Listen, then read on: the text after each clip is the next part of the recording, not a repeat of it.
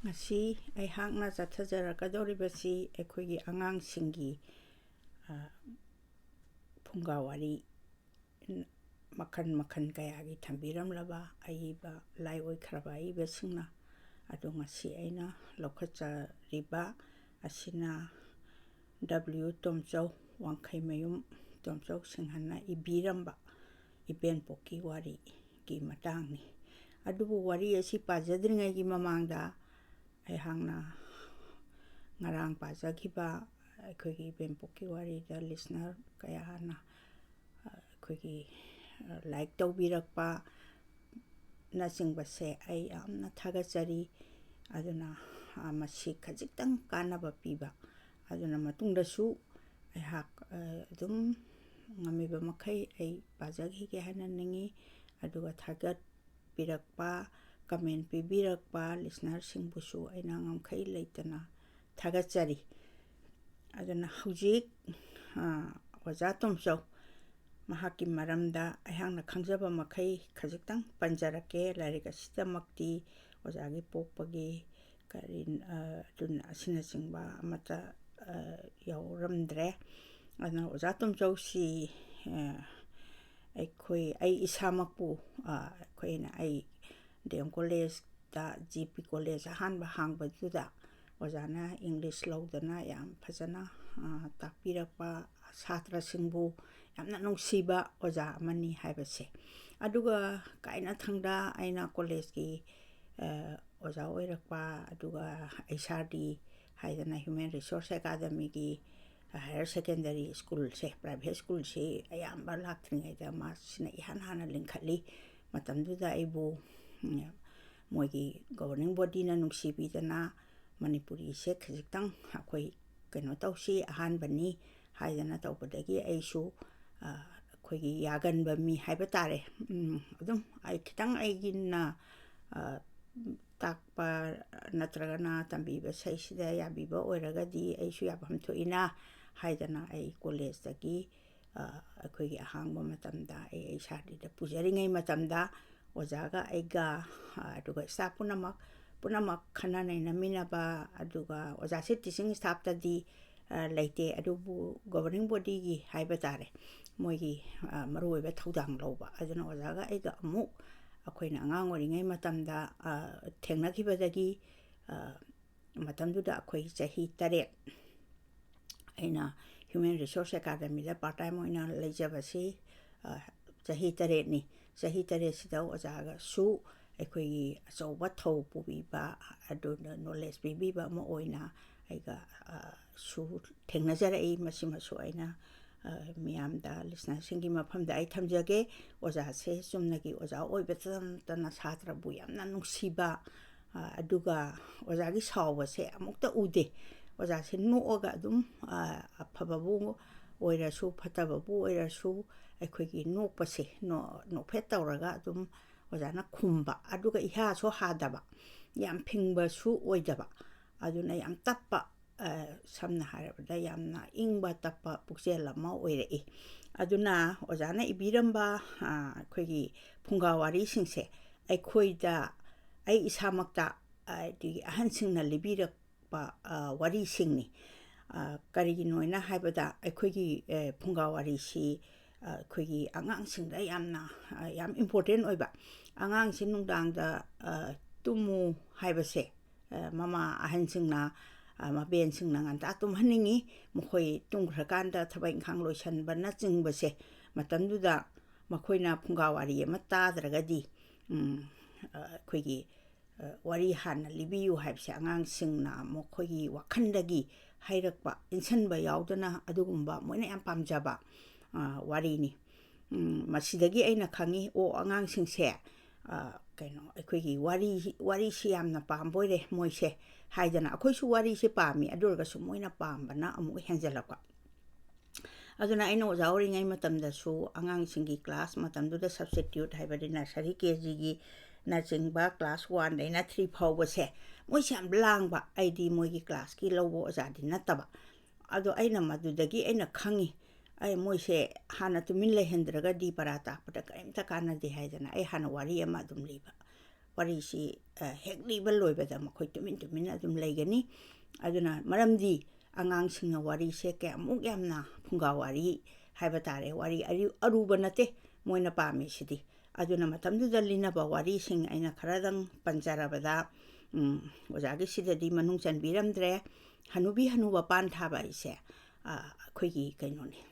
yamna ngalingedagi hona ahansingna angangsingda linaba wari ado hanubi hanuba pan thaba sidasu moral ama sawa moral ama dumpi maramdi hanubi hanuba ide akhoi maitei singse maitei gi character hai chingtam ani makni ko aina manipur da leiba mi singse yamna khoigi miyo michan phaba aduga mi bu welcome tauba aduga mabuk phaba mi ni haibase hanubi hanuba pan thaba sidagi khangi maramdi hanubi hanuba si masa su leijade mi masa angang singbu yam luna tawi aduga matamduda khoina thajaba pando yung ya mamala akanda yung mayam sina request taweba hansida khoigi kaino pui ben aduna panche hawi haibase mon khangba ado panche kaino tawge aikhoi hayeng nongalakpadane aikhoi kaino tawge amunba pan ngakta aidi chaba yaba aduna singba lehelamge aduna sumai tawdana moi request tawrakanda ahan anisina thajaba pando loina chaba yaba pando loina phukto oga yongyam sina khoi kaino tawi pan aphutpa aidi chaba yaba pan di nataba lamban masaka yam phajaba masi thajalaga thaname ado hanubi hanuba sina thaja man khidana phare isusa ado noi lege sulairo aduga adugumba pando akhoidi ahlo erabanina phutpa kari ka ngamdamnina tharo ina thabada moina lambandu thajalamba ona tainabada adai hanubi hanuba sina hogola akanda ngarangda tharamba panse yam chaungna uba aidi achobani moin thari do lambanina aduga moina lambanse sumina haidana moibu sangja phampiru rakanda kaino khoigi ahan ani duna chaba matamda charu redo adu charu rakanda ngasai gi lambando yam lengba potni lengba habase akhoigi lainung akhoi vocabulary organ sing sida khangdana lengba haise akhoi punamakna ahan singdi loina khangbirangani adu lengba sida moi ani se gyan tadre kari tawra phani habada akhoi su medicine se adum leirami akhoi hentak aina ma leirami hentak si hujisule yam hauba chang phaba akhoi shura kanda nga macha singsina kanghalaga suraga semba hentak haidana adu hariba hentak se chara kanda hujiki lengba du phai haidana angang se adum kaigumam charubda lenga gadi hentak harpi joina adum haina adum haina base aigi khoigi haktakta dumak tawnarami aduna maram oidana ahan ani sina hentak charaga henta hanubi hentak hanuba hentak haina ani se magi wari sigi mayai chalakpada hentak chabagi part ma yauri yam phajaba aduna hanubiga hanubaga susuke am nungsinana laiminai no mata khanade masa laite adu laite na moigi awaba laite waramgani aduraga su unade adu moi hingmam thopado yam simple life amda khoigi manipur gi chingtam animaki da lairi bagi punsi maren amasu yam phajaba moral ama pi aduga mapangi mi singna la akanda singbanina moina akhoigi khrayana singba singsina apangwase mi bu sijinai aduga makhoibu kaino tawi akhoi lana lamjingbase masito masigumba tawrapase hanubi hanuba pan thabadagi achowa moral ama udli aduna hujing makha chathajarakpada khoina angangse tumu yadrakanda khoigi manipur samaji oina akhoi akiba wari se libiramba akiba wari se lirakanda moise nungai baga ki baga mana fearful pleasure ka habatare akhoigi kirakanda nungai baso adum yawbado adumain tawraga akhoi angangse he tunghiba mokhoi pija pithakwa loiraga aduna maram oidana ojana ngasi thambirami wari macha kaya ai pathajarake ahanbada Laikhushangbi ꯑꯩꯈꯣꯏ ꯑꯉꯥꯡ ꯑꯣꯏꯔꯤꯉꯩ ꯃꯇꯝꯗꯁꯨ ꯂꯥꯏꯈꯨꯠꯁꯥꯡꯕꯤ ꯂꯥꯛꯑꯦꯗꯤ ꯌꯥꯝ ꯀꯤꯖꯩ ꯂꯥꯏꯈꯨꯠꯁꯥꯡꯕꯤꯁꯦ ꯑꯝꯇ ꯂꯥꯏꯐꯇ ꯎꯕ ꯅꯠꯇꯦ ꯑꯗꯨꯁꯨ ꯑꯩꯈꯣꯏꯅ ꯃꯦꯟꯇꯦꯜ ꯏꯃꯥꯖꯤꯅꯦꯁꯟ ꯑꯃ ꯑꯉꯥꯡꯁꯤꯡꯁꯤꯅ ꯁꯥꯒꯠꯂꯒ ꯑꯀꯤꯕ ꯂꯥꯏ ꯑꯃꯅꯤ ꯍꯥꯏꯅ ꯂꯧꯏ ꯑꯩ ꯑꯣꯖꯥꯅ ꯏꯕꯤꯔꯝꯕꯁꯤ ꯄꯥꯊꯖꯕ ꯍꯧꯖꯔꯒꯦ ꯑꯉꯥꯡꯁꯤꯡꯗ ꯂꯤꯅꯕꯒꯤꯗꯃꯛ ꯏꯕꯨꯡꯉꯣ ꯈꯣꯏ ꯏꯕꯦꯝꯃ ꯈꯣꯏ ꯂꯥꯏꯈꯨꯠꯁꯥꯡꯕꯤꯒꯤ ꯋꯥꯔꯤ ꯇꯥꯎ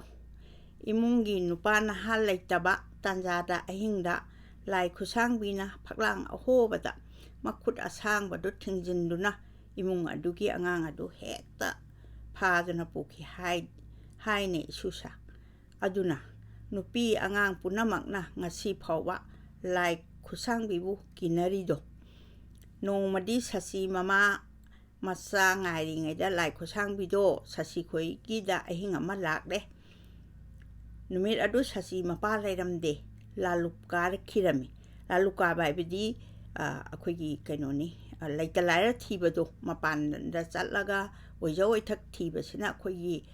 ꯅꯨꯄꯥꯁꯤꯡꯒꯤ ꯑꯩꯈꯣꯏꯒꯤ ꯃꯤꯗꯜ ꯀ꯭ꯂꯥꯁ ꯑꯃꯗꯤ ꯂꯥꯏꯔꯕ ꯏꯃꯨꯡꯁꯤꯡꯒꯤ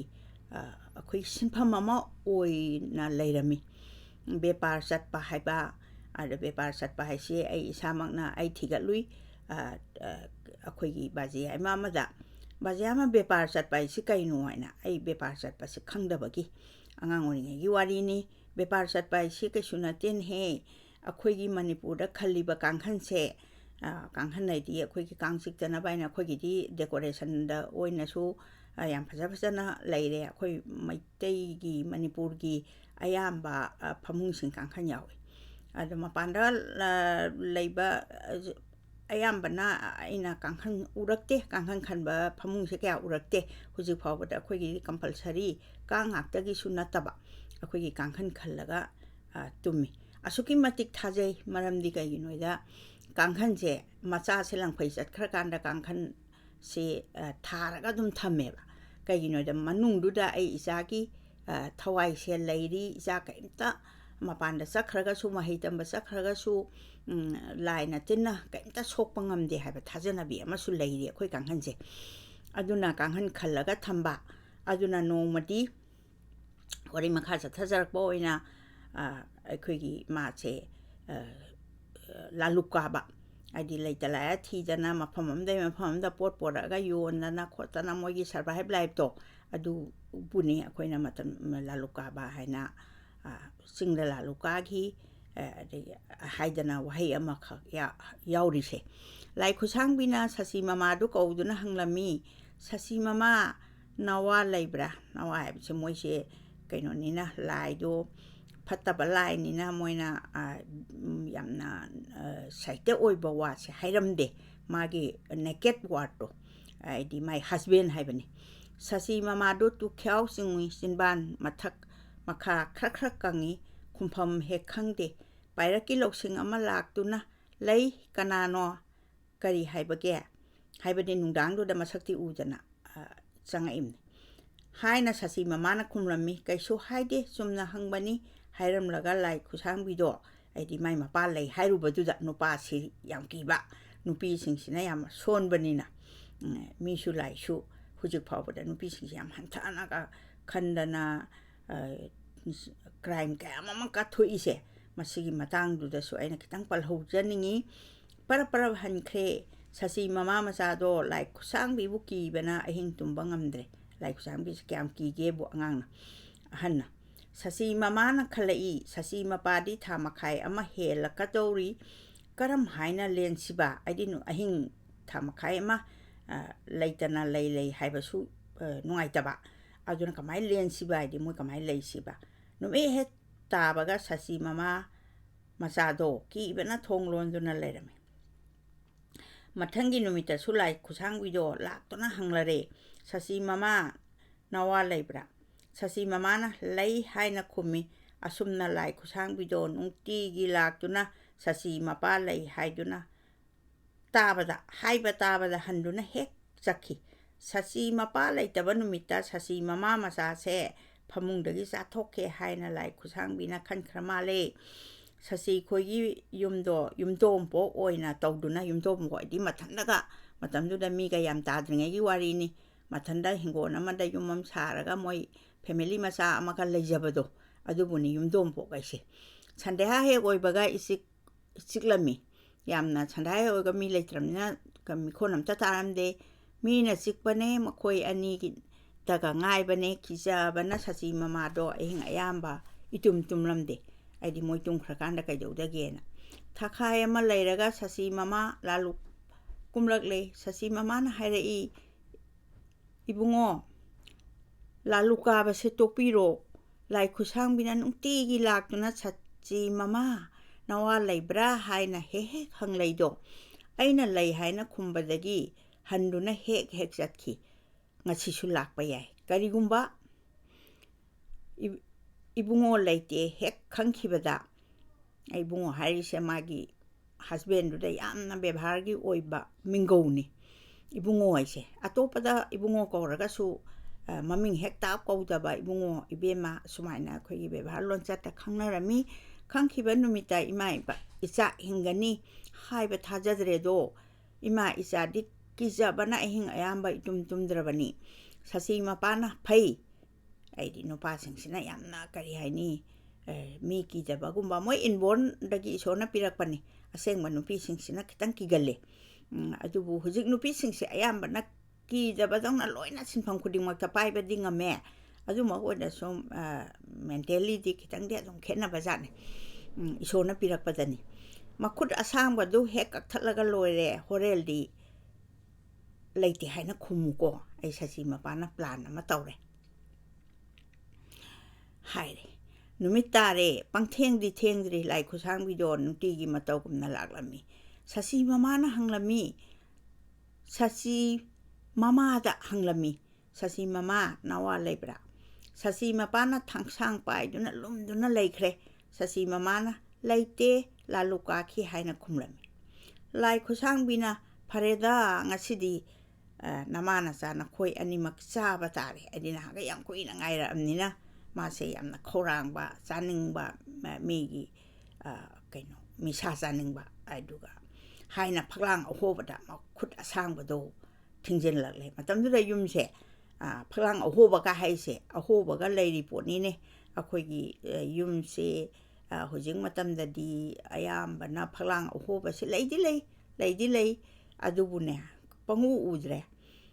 adu matamdu da di akhoigi leirang taraga saba leipakna saba aduga phaklang waite ba kaina tongana